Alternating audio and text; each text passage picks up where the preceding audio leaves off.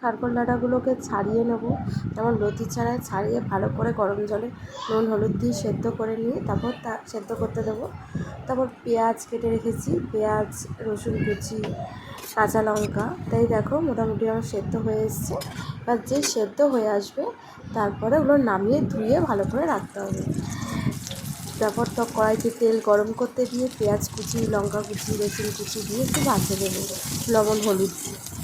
এবার যে একটুখানি ভাজা ভাজা হয়ে আসবে তো তারপরে আমার জল ছাড়ানো খারকোল ডাঁটাগুলোকে কড়াইতে দিয়ে দিতে হবে।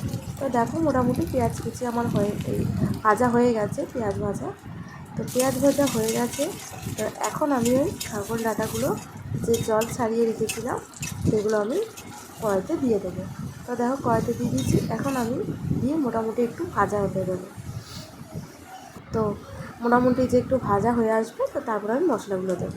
মোটামুটি ভাজা হয়ে এসছে, তখন আমি মশলা দেবো।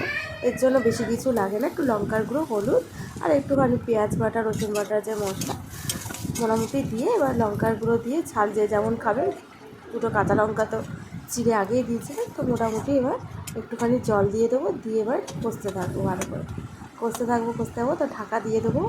ঢাকা দিয়ে তো চলো তারপরে দেখো আমার মোটামুটি হয়ে এসছে।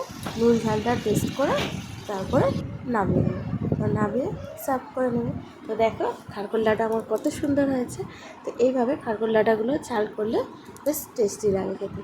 তো চলো।